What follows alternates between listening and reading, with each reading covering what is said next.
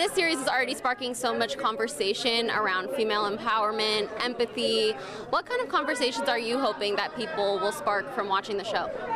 I think that's definitely one of them. You know, the subject of mental health was not really in the zeitgeist in 1987 when they made the movie the first time. And I think that Glenn Close has been very vocal over the years about how frustrating she found it, that she felt like they made her character kind of two-dimensional. She was just the crazy lady. So we have the opportunity with Lizzy's telling of that character to really open up her world and understand who she is and what motivates her, so that even though we all know it doesn't end well, you have a bit more of an understanding of like who she is and why she behaves in the way that she behaves. So mental health, empathy, and then on the Dan side, you know, he doesn't really have to deal with personal repercussions for his actions in the film. So we also explore what an event like this does to a person, a marriage, a father and a daughter, a work environment, and you see these repercussions and how they ripple out in his life through time.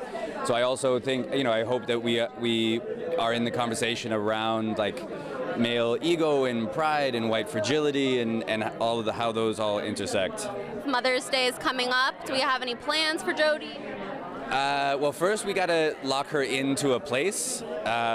So I'm trying to get her to, I'm shooting in Wilmington right now, and she's very fancy and she has a thing that she has to do on the other side of the planet.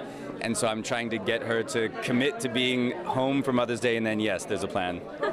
I love it, and I did interview her actually for Murder Mystery 2, and I just have to say I was like blown away by her presence. She just has like the biggest light in her. But we have a little surprise for you. So Dawson's Creek 25th anniversary is this year, yes. And Access was on set with you back 25 years ago. What are you going to do? What's the first thing you're going to do when you're not working 14-hour days? And then tell me a little bit about, I know you've been... I'll probably sleep for about, 2 weeks. So, and then after that, I don't know. I mean, like, life is mundane, that's the fun part of it, actually, is to go back and just live a real life. I can't, wake up and see things that I know every day. Look at this little kid. So what were you going through back then? What was happening in your life at that time? Yeah, it is. It's a security. What season is that from? That is from season 2. So let's see, I was 20 years old. I don't know why I'm so dirty in that, but I'm sure there's a reason. Some kind of scene. Some kind of scene. What was going on? I don't know, 20, God, it's a long time ago. I'm sure it was a lot. I'm sure it was very serious, whatever it was. And where do you think Pacey's character would be 25 years later?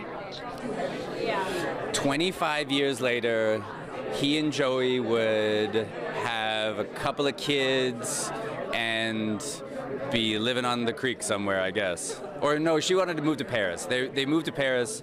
She became can't remember what it was her character wanted to do at the end, but it definitely had Paris in it. But Pacey's supporting. Pacey's supporting. I work in a restaurant, I think. I wanted to be a cook by the end. Yeah. What do you remember most about those days filming on Dawson's Creek? I mean, it's impossible to encapsulate. It's 6 years of my life, so I remember that it was everything that an experience can be in 6 years. It was the best of times, it was the worst of times. I love it. Summing it all up.